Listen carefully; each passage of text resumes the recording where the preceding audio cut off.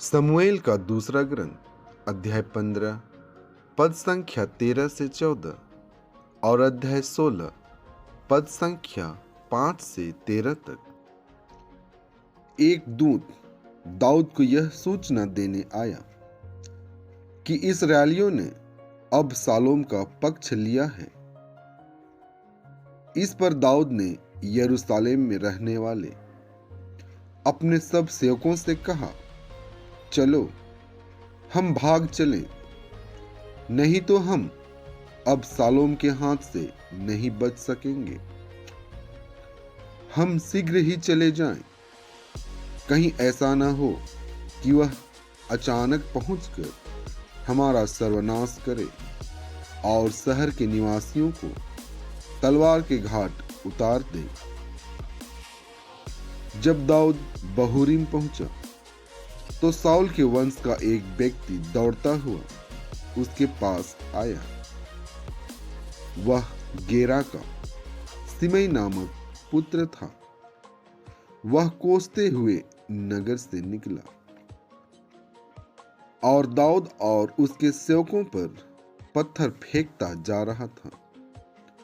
यद्यपि दाऊद के दाएं और बाएं सैनिक और अंगरक्षक चलते थे। सिमई कोसते हुए चिल्लाता था, दूर हो रे हत्यारे, दूर हो रे नीच, तूने साउल का राज्य छीन लिया। इसलिए प्रभु ने साउल के घराने के सारे रक्त का बदला तुझे चुकाया है और तेरे पुत्र अब शालोम के हाथ में राज्य दिया है। रे हत्यारे, तू अपनी करनी का फल भोग रहा है। सरूया के पुत्र अबीसै ने राजा से कहा, यह मुर्दा कुत्ता मेरे राजा और स्वामी को क्यों कोस रहा है? कृपया मुझे आज्ञा दे कि मैं जाकर उसका सिर उड़ा दूं। राजा ने उत्तर दिया, सरूया के पुत्रों, इससे तुमको क्या? यदि वह इसलिए दाऊद को कोसता है कि प्रभु ने उसे ऐसा करने की प्रेरणा दी है, तो कौन पूछ सकता है कि तुम ऐसा क्यों कर रहे हो? इसके बाद दाऊद ने अबीसै और अपने सेवकों से यह कहा, मैंने जिस पुत्र को जन्म दिया वही मुझे मारना चाहता है, तो यह बेन्यामीन वंशी ऐसा क्यों न करे? उसे कोसने दो, क्योंकि प्रभु ने उसे ऐसा करने की प्रेरणा दी है।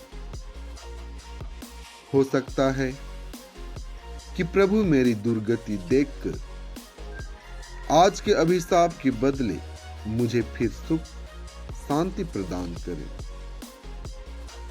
इसलिए दाऊद और उसके अनुयायी आगे बढ़ते जाते थे।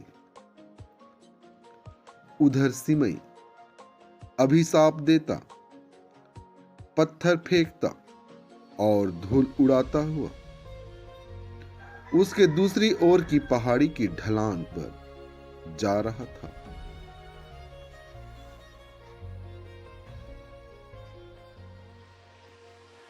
आज का पवित्र सुसमाचार संत मार्कुस से लिया हुआ है।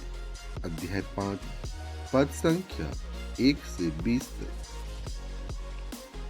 वे समुद्र के उस पार गेरासेनियों के प्रदेश पहुंचे।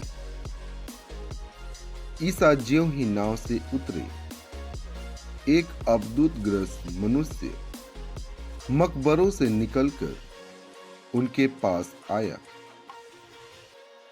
वह मकबरों में रहा करता था। अब कोई उसे जंजीर से भी नहीं बांध पाता था, क्योंकि वह बारंबार बेड़ियों और जंजीरों से बांधा गया था।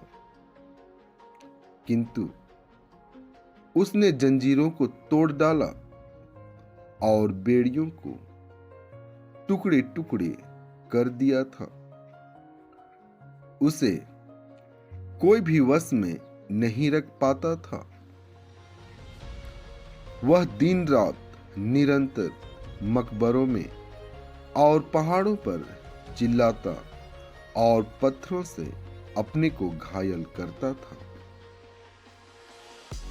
वह ईसा को दूर से देखकर दौड़ता हुआ आया और उन्हें दंडवत कर ऊंचे स्वर से चिल्लाया, ईसा, सर्वोच्च ईश्वर के पुत्र, मुझसे आपको क्या? ईश्वर के नाम पर प्रार्थना है, मुझे न सताइए।